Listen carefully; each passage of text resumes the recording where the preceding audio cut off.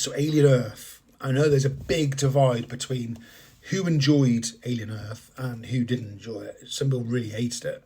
I personally really enjoyed it. In fact, I loved it. And I know a lot of people discredited it as part of the whole kind of alien kind of movie kind of category, but it does actually fit in there.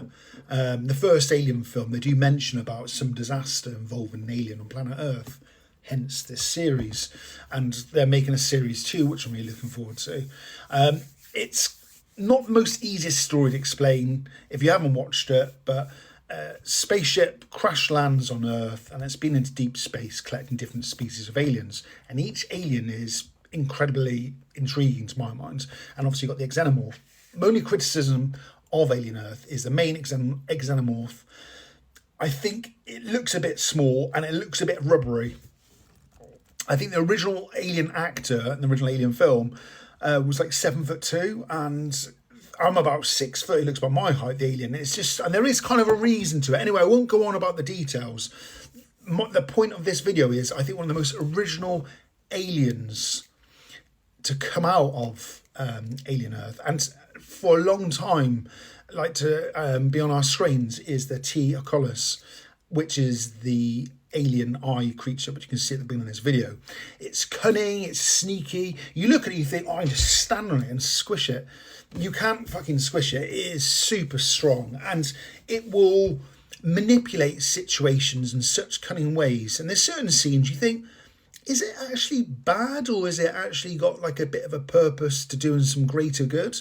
I don't think it's got any good in it at all. I think it's a sneaky little bastard, and it's jumping from species to species to hopefully get into a human mind that's far more superior, like one of the main bad guys in the actual series. As I said, there's too much to explain. An alien craft, not an alien craft, a spaceship crash lands with lots of different alien species on board, and some children who have passed away are put into their kind of minds are put into androids who go exploring to, they've basically been asked to collect the bodies of, or collect the samples of aliens and the different species and bring them back to this rich guy's place, basically, which is on an island, and he's super eccentric.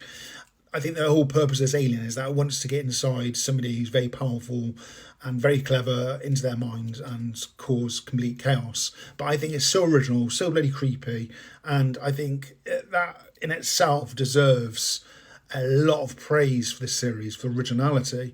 And like I said before, all of the aliens that have been collected on the spaceship from the crew, they're all very individually freaky, especially the flies in it, which, again, I won't go into too much detail. I definitely recommend watch the series.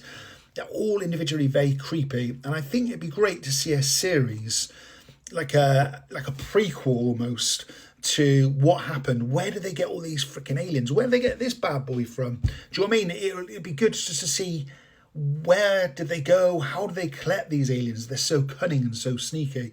But I loved Alien Earth. I thought it was a great series. I thought it was well acted. Special effects were great.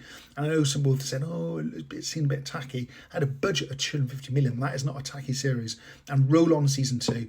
And I'll be cheering on, to a degree, T. Oculus, the eye alien, because it is such a brilliant concept in a film.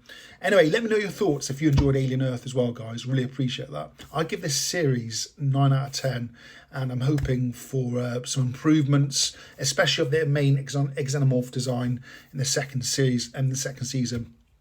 So let me know your thoughts, guys.